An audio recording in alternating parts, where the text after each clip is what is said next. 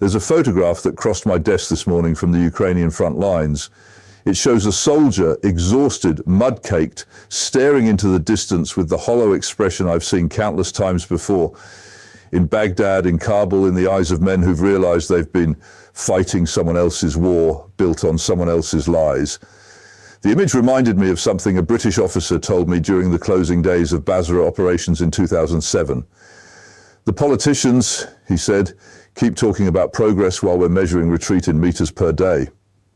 That conversation came back to me as I read the latest dispatches from eastern Ukraine, because the pattern is disturbingly familiar.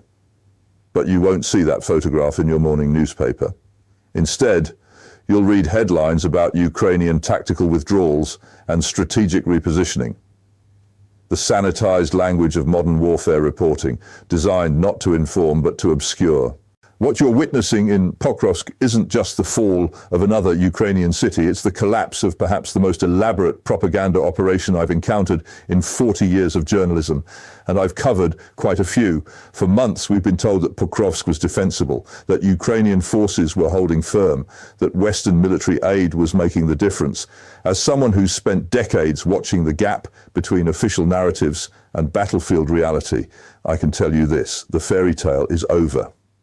But before we examine how spectacularly wrong our media has been about Pokrovsk, let me take you back to where this particular lie began. In the spring of this year, as Russian forces began their systematic advance toward what NATO strategists called Ukraine's fortress line, Western military analysts painted a picture of impregnable defenses.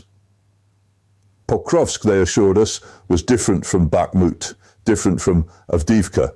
This time, Ukrainian forces had learned. This time, they were ready.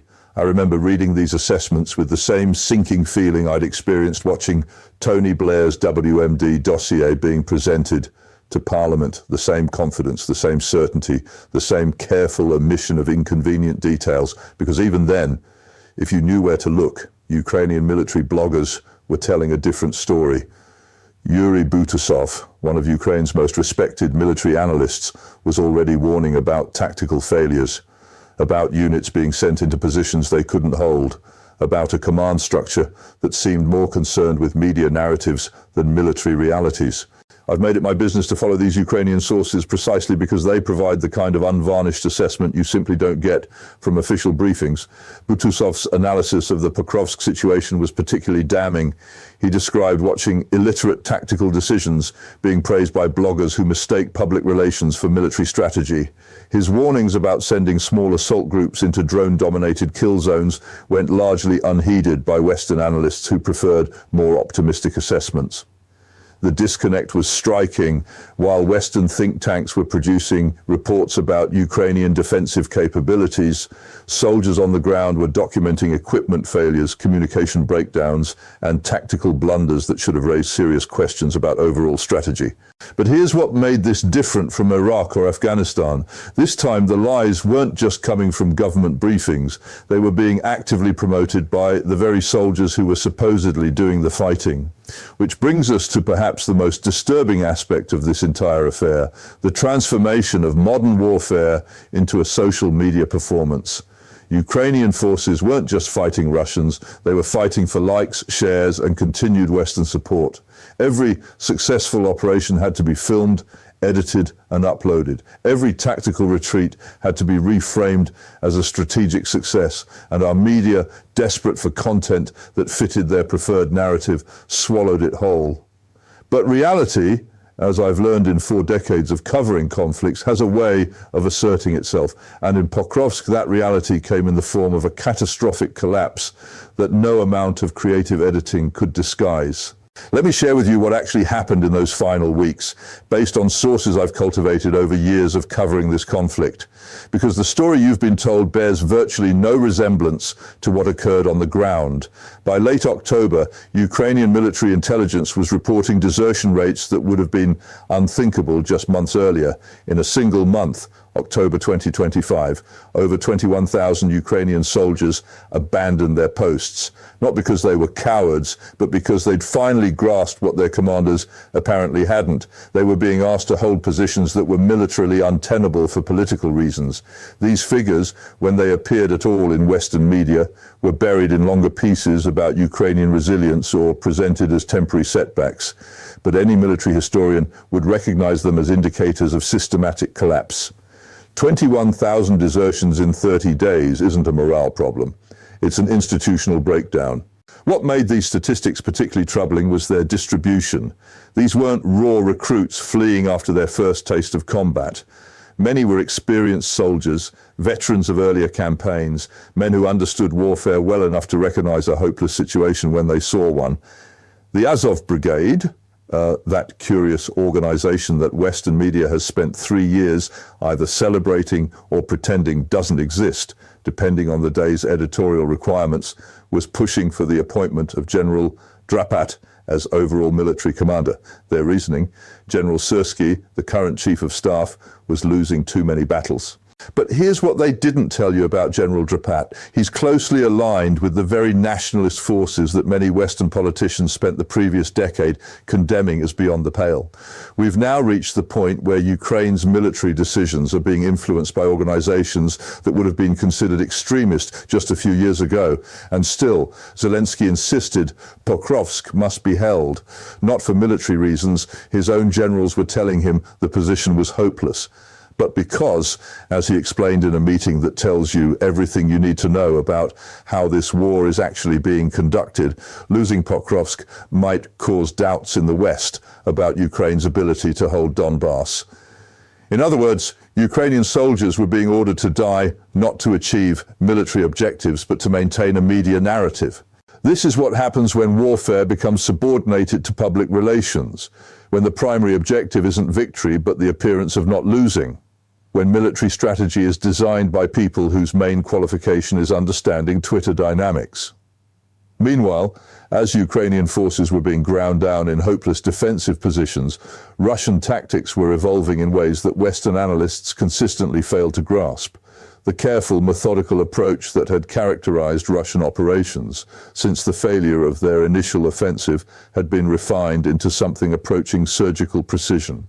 What struck me, reviewing months of battlefield reports, was how systematically the Russians had adapted to Ukrainian defensive patterns. They'd abandoned the dramatic armored thrusts that Western doctrine expected in favor of patient infiltration tactics.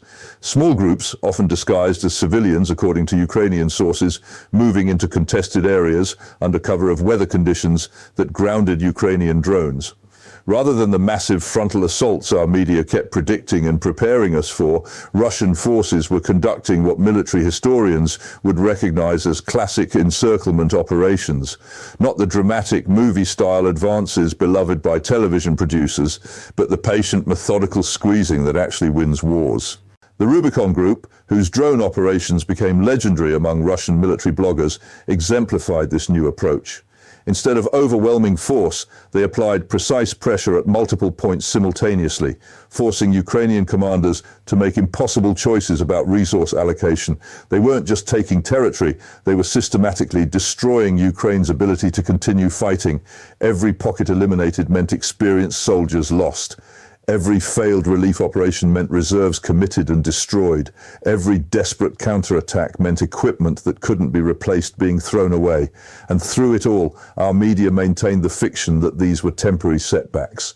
Tactical withdrawals, strategic repositioning, everything except what they actually were, the systematic destruction of Ukrainian military capability. Which brings us to perhaps the most shameful aspect of this entire affair, the complicity of Western journalists in maintaining these fictions. I've watched a generation of war correspondents abandon even the pretense of independent reporting. They've become participants in the conflicts they're supposed to be covering, advocates rather than analysts, cheerleaders rather than chroniclers. When did we decide that our job was to boost morale rather than report facts? When did supporting the cause become more important than telling the truth? When did we conclude that readers were too fragile to handle reality? Because here's what they should have been reporting from Pokrovsk. the systematic collapse of Western strategy in Ukraine, the failure of NATO training programs, the inadequacy of Western equipment when faced with Russian electronic warfare capabilities, the impossibility of maintaining offensive operations without air superiority. Instead, we got press releases disguised as journalism, human interest stories designed to generate sympathy rather than understanding, the war as performance art rather than military analysis, the Storm Shadow missiles that were supposed to be game changers, largely neutralized by Russian air defenses that proved far more capable than our experts predicted, the Leopard tanks that were going to restore Ukrainian mobility, too heavy for Ukrainian soil conditions and too complex for field maintenance under combat conditions. I spoke with a Ukrainian tank commander who described the practical reality of operating Western systems in combat conditions. Beautiful machines, he told me, but they're built for German roads, not Ukrainian mud. When something breaks, we need spare parts from Stuttgart. When we're under attack, we need repairs in minutes, not weeks. The maintenance burden alone was staggering. Each Leopard tank required 4 times the logistical support of Soviet-era equipment that Ukrainian crews understood intimately. Training programs that looked impressive in peacetime became liability when conducted under pressure in active combat zones. The much vaunted Western training programs producing soldiers trained to fight the last war, not the drone-dominated conflict they actually faced. Ukrainian tank crews were reportedly reluctant to operate Western systems because they attracted Russian drones like magnets. But you won't read about these failures in mainstream coverage of the conflict, because acknowledging them would require admitting that 3 years of expert analysis has been fundamentally wrong, that billions in military aid has been largely wasted, that the people making strategy decisions don't understand the war they're trying to fight.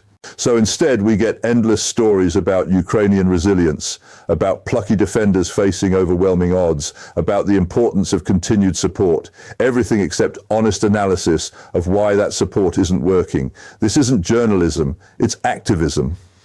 And the distinction matters more than you might think, because these aren't just academic questions. Real soldiers are dying because of strategies developed by people who mistake Twitter engagement for battlefield intelligence. The ultimate tragedy of Pokrovsk isn't just that it fell. Any honest military analyst could have predicted that months ago. The tragedy is that it fell because political considerations overruled military realities, because maintaining a media narrative became more important than preserving soldiers' lives. And now, as Russian forces consolidate their control over territory that Ukraine can never realistically hope to reclaim, our media is already moving on to the next stage of the narrative, the next hopeless position that absolutely must be held, the next game-changing weapon system that will definitely turn the tide. Because acknowledging what actually happened in Pokrovsk would require confronting some uncomfortable truths about this entire conflict, about the gap between Western capabilities and Western ambitions, about the difference between fighting for democracy and simply fighting because stopping would mean admitting failure.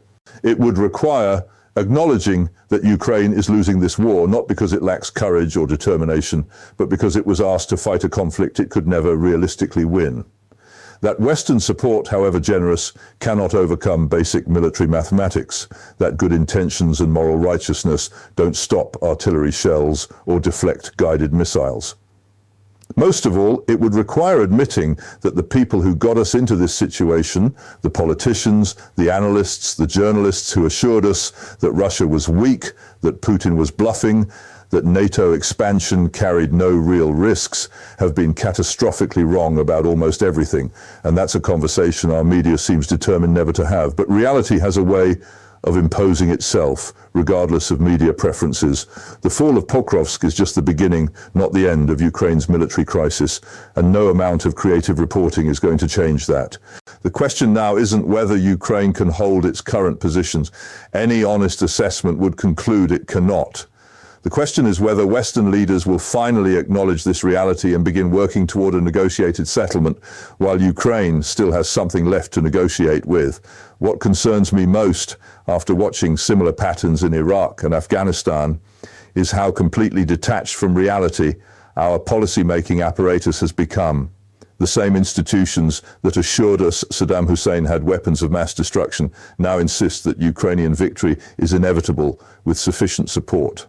The same analytical frameworks that predicted Afghan government forces would hold Kabul now project confidence about Ukrainian defensive capabilities. We seem incapable of learning from our mistakes because acknowledging them would require admitting that our entire approach to international conflict has been fundamentally flawed. That military intervention, however well-intentioned, cannot overcome political and strategic realities, that good intentions and technological superiority don't guarantee favorable outcomes, or whether they'll continue this performance for domestic political audiences until there's nothing left of Ukraine to save, because that's what's really at stake here. Not just Ukrainian territory, but the last remaining opportunity to end this conflict before it consumes everything in its path, before the collapse becomes total and irreversible. And if our media continues prioritizing narrative management over truthful reporting, by the time the public understands what's actually happening, it will be far too late to do anything about it. The tragedy of Pokrovsk isn't just military, it's journalistic. We've failed not just Ukrainian soldiers, but our own readers. We've chosen comfort over truth, narrative over analysis, advocacy over inquiry. And the cost of that choice is being paid by people whose names we'll never know, in places we'll never visit, fighting battles we never properly explained. Perhaps it's time we started telling them the truth.